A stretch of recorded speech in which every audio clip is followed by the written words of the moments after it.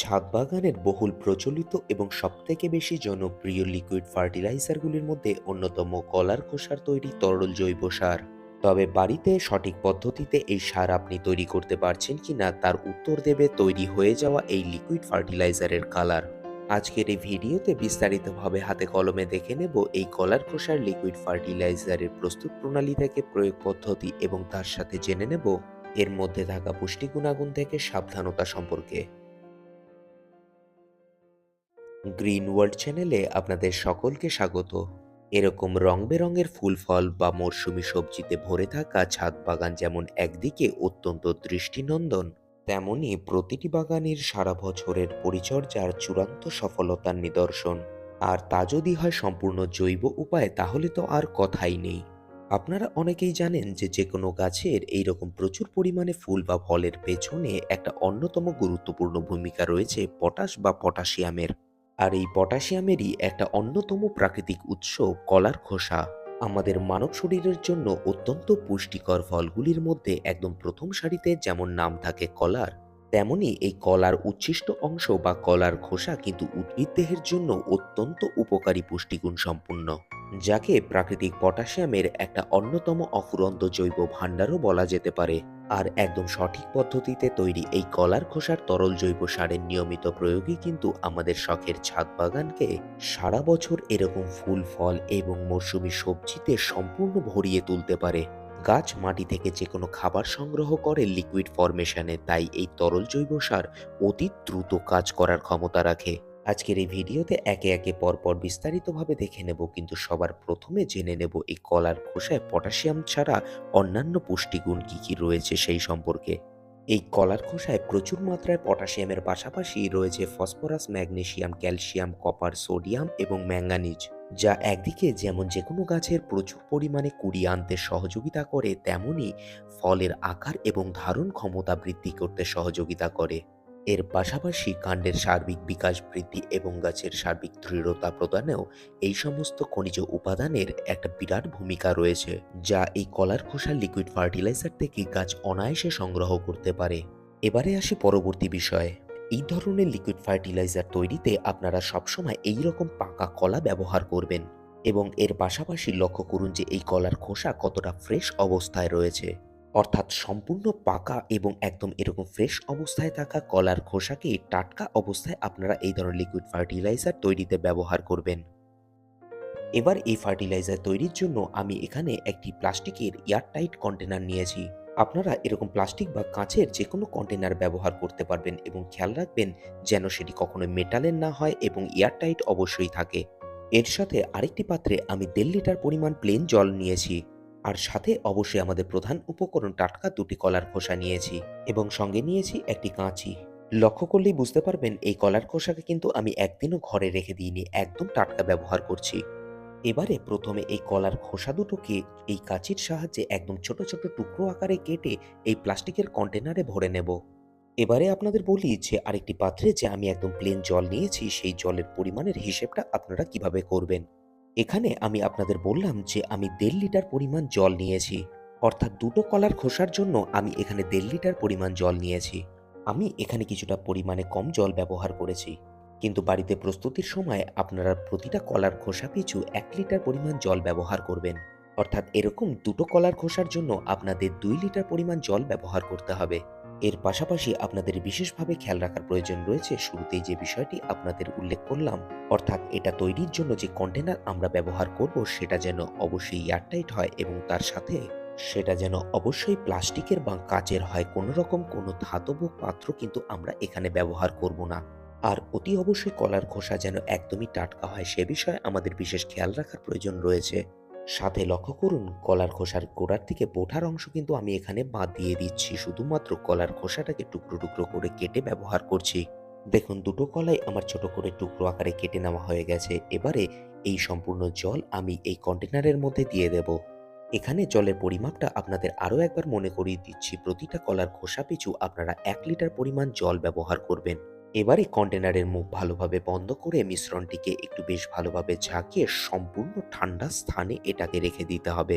এই অবস্থায় রেখে দিয়ে আপডেট নিয়ে ফিরে আসছি 2 দিন পর। ফিরে এলাম 2 দিন পর। এয়ারটাইট কন্টেনারে সম্পূর্ণ মুখবন্ধ অবস্থায় ঘরের ভেতরে সম্পূর্ণ ছায়াদার স্থানে ৪৮ ঘন্টা রেখে দেওয়ার পরে ফিরে এলাম আপডেট নিয়ে। ইতিমধ্যেই আপনারা দেখতে পাচ্ছেন যে জলের রং সম্পূর্ণ কিন্তু একদম পরিবর্তন হয়ে বাদামির বর্ণ ধারণ করেছে। আমি একদম শুরুতেই যেমনটা বললাম যে আজকের এই ভিডিওর পুরো বিষয়টি আপনাদের শেখানোর জন্য, তাই আমি ২ দিন পরের আপডেট আপনাদের সামনে তুলে ধরছি। এবার আপনাদের মনে স্বাভাবিক প্রশ্ন আসবে যে আমরা এভাবে কতদিন রাখবো? আপনারা যেমনটা দেখতে পাচ্ছেন সম্পূর্ণ ২ দিনের মধ্যেই কিন্তু আমাদের মিশ্রণটি তৈরি হয়ে গেছে। আমরা সর্বোচ্চ ৩ দিন পর্যন্ত এটাকে রাখতে পারি। কিন্তু এর বেশি এটাকে কখনোই আমরা রাখবো না। অর্থাৎ আমাদের এইভাবে কলার খোসা ভেজানোর ৪৮ ঘন্টার মধ্যেই আমাদের মিশ্রণ তৈরি হয়ে যাবে এবং সর্বোচ্চ আমরা ৭২ ঘন্টা পর্যন্ত রাখতে পারি। এইভাবে ৪৮ ঘন্টা রেখে দেওয়ার পর কন্টেনারের মুখ খোলার পর আপনারা দেখতে পাচ্ছেন যে কলার খোসার বেশিরভাগ অংশ যেমন জলে দ্রবীভূত হয়ে গেছে, তেমনি এর উপরের দিকের অংশে কিন্তু কোনো রকম ফেনা বা এইরূপ ভাব কিন্তু দেখা যাচ্ছে না। অর্থাৎ সম্পূর্ণ ক্লিন ভাবে এর মধ্যে থাকা ভেতরকার নির্যাস কিন্তু জলের সঙ্গে খুব ভালোভাবে মিশে গেছে। এগুলি কিন্তু পচতে শুরু করেনি। কলার খোসার মধ্যেকার পুষ্টিগুণ শুধুমাত্র জলের মধ্যে মিশে গেছে। এবারে একটি ছাঁকনির সাহায্যে আমরা সম্পূর্ণ জলকে ছেঁকে নেব। এখানে প্লাস্টিকের ছোট বাটি একটা ব্যবহার করছি আপনাদেরকে এই জলের রং একবার খুব কাছ থেকে ভালোভাবে দেখিয়ে দেওয়ার জন্য। দেখুন একদম সম্পূর্ণ ফ্রেশ পাকা কলার খোসা থেকে মাত্র ৪৮ ঘন্টার মধ্যে কি সুন্দর গাঢ় বাদামি রঙের লিকুইড ফার্টিলাইজার আমরা কিন্তু তৈরি করে নিলাম। আর এ কারণেই এই প্রক্রিয়ার একদম শুরুতেই আপনাদের বলেছিলাম যে সম্পূর্ণ ফ্রেশ একদম পাকা কলার খোসা আপনারা টাটকা অবস্থায় ব্যবহার করবেন। অনেকে ২-১ দিন কলার খোসাটাকে রেখে দিয়ে তারপরে ব্যবহার করেন এবং সেক্ষেত্রে দেখা যায় যে কলার খোসা বেশ কিছুটা কালো হয়ে গেছে। সেগুলিকে কম্পোস্ট বিনে দিয়ে অথবা শুকিয়ে পাউডার ফরমেশনে কলার খোসা চূর্ণ হিসেবে আপনারা ব্যবহার করতে পারেন। কারণ সেরকম কলার খোসা আমরা যখন এইরকম ফার্টিলাইজার তৈরিতে ব্যবহার করব তখন কিন্তু সেটা অলরেডি পচতে শুরু করে দেবে। যার ফলে ফার্টিলাইজারের ওপরের দিকে কিন্তু ফেনা ফেনা টাইপের অংশ আপনারা প্রচুর পরিমাণে দেখতে পাবেন। কিন্তু এরকম ফার্টিলাইজার তৈরির ক্ষেত্রে কলার খোসাকে পচানো কিন্তু আমাদের কখনোই উদ্দেশ্য থাকবে না। আমাদের মূল উদ্দেশ্য থাকবে যে কলার খোসার মধ্যেকার পুষ্টি গুণাগুণ জলের মধ্যে মিশিয়ে টেনে বের করে নিয়ে আসা। এবারে দেখুন এখানে আমি ৬ লিটারের জলের বালতিতে আরও ৪.৫ লিটার পরিমাণ প্লেন জল নিয়েছি। এবারে কেন নিয়েছি সেই হিসাবটা আপনাদের একবার বলে দিই। এখানে আপনারা যে পরিমাণ লিকুইড ফার্টিলাইজার ছেঁকে বের করে নেবেন তার ৩ গুণ পরিমাণ প্লেন জল আপনাদের নিতে হবে এবং তার মধ্যে ছেঁকে নেওয়া লিকুইড ফার্টিলাইজারটি আপনাদের সম্পূর্ণ মিশিয়ে দিতে হবে। যেহেতু ছেঁকে নেওয়া লিকুইড ফার্টিলাইজার আমার এখানে ১.৫ লিটার পরিমাণ রয়েছে, তাই তার ৩ গুণ পরিমাণ অর্থাৎ ৪.৫ লিটার জল আমি এখানে নিয়েছি। এটা অনেকটা সেই প্রক্রিয়ার মতো যে পদ্ধতিতে আমরা সরিষার খোল বা বাদাম খোলের তরল জৈব সার গাছের গোড়ায় প্রয়োগ করি। দেখুন এখানে ৬ লিটারের জলের বালতিতে ৪.৫ লিটার পরিমাণ প্লেন জলের সাথে ১.৫ লিটার পরিমাণ ফার্টিলাইজার মিশিয়ে সম্পূর্ণ ৬ লিটার একদম আমাদের গাছের গোড়ায় প্রয়োগ করার জন্য আদর্শ লিকুইড ফার্টিলাইজার তৈরি হয়ে গেছে। এবারে আপনারা এর কালারটা একটু ভালোভাবে দেখুন। আগে যেমন একটা গাঢ় বাদামি বর্ণের রং আপনারা দেখতে পাচ্ছিলেন, এখানে মেশানোর পরে সেটা কিন্তু একদম হালকা বাদামি বর্ণের হয়ে গেছে। এই প্লাস্টিক বোতলে ভরে আপনাদের একবার ভালোভাবে দেখিয়ে দিচ্ছি। প্রচুর পরিমাণে পুষ্টিগুণে ভরপুর এই লিকুইড ফার্টিলাইজার কিন্তু এখন সম্পূর্ণ গাছের গোড়ায় প্রয়োগ করার জন্য একদম প্রস্তুত। এবারে আসি ফ্রেশ কলার খোসা থেকে তৈরি করে নেওয়া এরকম ফার্টিলাইজার আপনারা গাছের গোড়ায় কতদিন বাদে বাদে প্রয়োগ করতে পারবেন। এটা যেহেতু একটা সম্পূর্ণ অর্গানিক ফার্টিলাইজার সে কারণে এর কোনো পার্শ্ব প্রতিক্রিয়া নেই। আর আপনারা জানেন যে কোনো তরল জৈব সার গাছ তার শেকড়ের সাহায্যে মাটি থেকে খুবই দ্রুত গ্রহণ করে। আর তাই এর কার্যকারিতা কিন্তু যে কোনো সলিড ফার্টিলাইজারের থেকেও অনেক দ্রুততার সাথে লক্ষ্য করা যায়। আপনারা বাগানের যে কোনো গাছে নির্দ্বিধায় প্রতি ১৫ দিনে একবার করে এই লিকুইড ফার্টিলাইজার অনায়াসে প্রয়োগ করতে পারেন। আর এই ফার্টিলাইজার আপনারা সারা বছর যে কোনো গাছের গোড়ায় প্রয়োগ করতে পারেন, এতে কোনো সমস্যা নেই। বিশেষত অনেক বাগানে যারা সময় মতো কুড়ি দেখা না দেওয়া বা কুড়ির সংখ্যা বৃদ্ধি না হওয়া অথবা অকালে ফল ঝরে যাওয়া বা গুটি সেট হওয়া জনিত বিভিন্ন সমস্যার যারা ভুগছেন, তারা কিন্তু অনায়াসে এই লিকুইড ফার্টিলাইজার ব্যবহার করতে পারেন। আর বিশেষত ফুল ফল বা কুড়ির এই ধরনের সমস্যাজনিত সমাধানের ক্ষেত্রে এই কলার খোসার লিকুইড ফার্টিলাইজারের কোনো বিকল্প হয় না।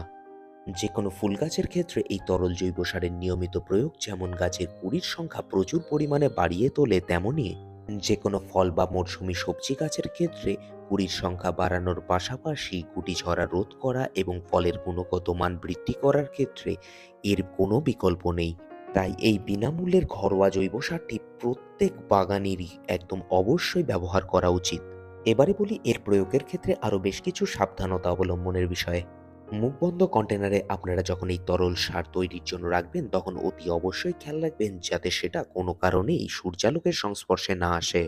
অর্থাৎ ঘরের ভেতরে কোনো ঠান্ডা ছায়াদার স্থানে সেটাকে রাখবেন, কিন্তু তাই বলে এটাকে আবার কখনো ফ্রিজের ভেতরে রাখতে যাবেন না। এই সার তৈরির সময় আপনারা সবসময় সতেজ এবং টাটকা কলার খোসাই ব্যবহার করবেন। অনেক সময় দেখা যায় এক আধ দিন রেখে দেওয়ার পরে কলার খোসা কালচে টাইপের হয়ে গেছে, সেটা এখানে ব্যবহার করাটা ঠিক হবে না। সেটা সরাসরি কম্পোস্ট বিনে ব্যবহার করুন অথবা শুকিয়ে সেটাকে গুঁড়ো করে কলার খোসা চূর্ণ হিসেবে মাটির সাথে মিশিয়ে ব্যবহার করতে পারেন।